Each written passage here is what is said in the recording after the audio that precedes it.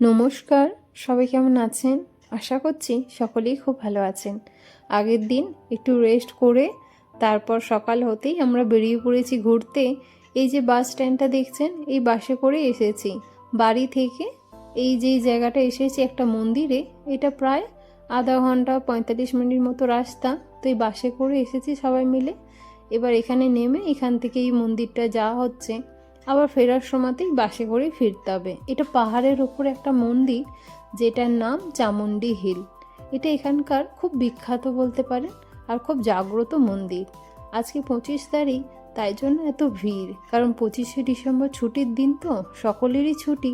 আর ছুটির দিনে তো সকলেই চায় একটু মন্দিরে গিয়ে পুজো দিতে আর মন্দিরে ঠাকুরের দর্শন করতে।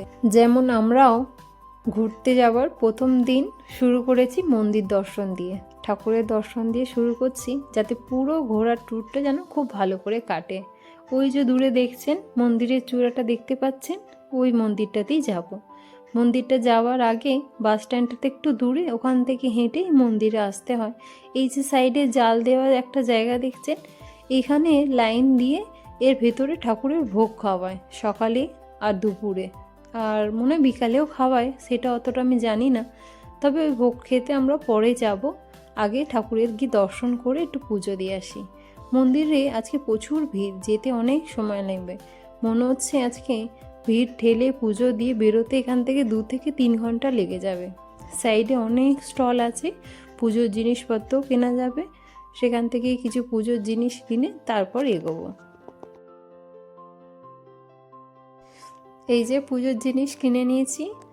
একটা পুজোর নারকেল দিয়ে তো এখানে পুজো, এই পুজোর ডালি মতো কিনে এবার এই মন্দিরের সাইড দিয়ে, মন্দিরের পেছন দিক দিয়ে আসলে ঢোকাচ্ছে, আর ঠাকুর দেখিয়ে ঘুরিয়ে মন্দিরের সামনের দিকটা দিয়ে বেরোচ্ছে।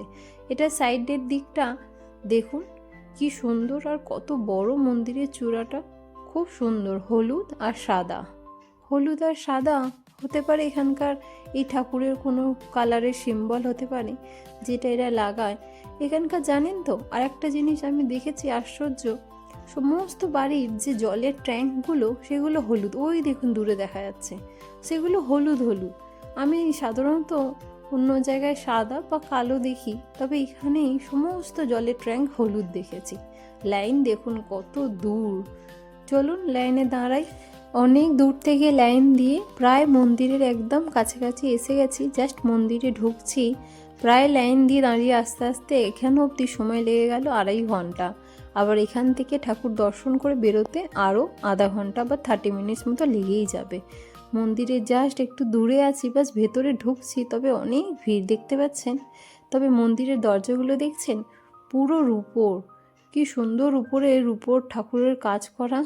পুরো দরজাগুলো, দরজার সারির দিকটা পুরো রূপো দিয়ে কাজ, খুব সুন্দর লাগছে। আর চারিদিকে দেখুন কত রকমের ঠাকুর বানানো দরজার মধ্যে, সবগুলো সত্যিই খুব সুন্দর লাগে। শুনেছিলাম সাউথে সমস্ত মন্দিরের নাকি দরজাগুলো রূপোর পাত দিয়ে রূপোর ডিজাইন করা থাকে, তবে সেটা শুনেছিলাম, আর আজ সেটা চোখে দেখছি।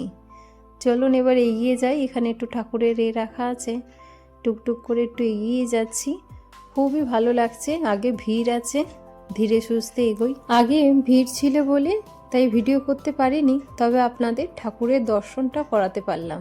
চলুন বেরিয়ে যাই বাইরে।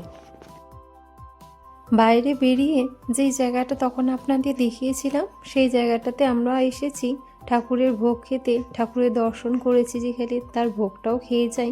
কত মানুষ দেখেছেন, কত মানুষ এসেছে, ঠাকুরের দর্শনও করেছে, ঠাকুরের ভোগও খেয়ে তারপর যাবে। আমরা অনেকক্ষণ লাইনে দাঁড়িয়েছিলাম, প্রায় 3 ঘন্টা মতো হয়েই গেছে। ছেলে সত্যি অনেকটা ক্লান্ত হয়ে গেছে। তবে এখানে ভোগ খেয়ে তারপর ভাবছি একটু মার্কেটটা ঘুরে নেব, তারপর বাড়ি চলে যাব। চলুন, ঠাকুরের ভোগ দিতে আসছে, তো খেয়ে নিই ঠাকুরের ভোগ।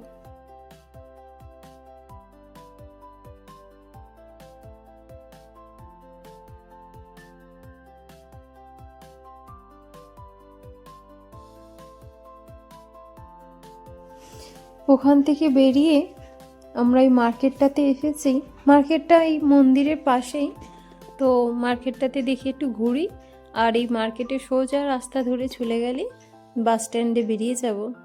তো চলুন একটু ঘুরে কিছু কেনাকাটা করে নিই। তো চলুন তাহলে আজকের ভিডিওটা তাহলে এখানেই শেষ করছি। দেখা হবে আপনাদের সাথে পরের একটি নতুন ভিডিওয়ে।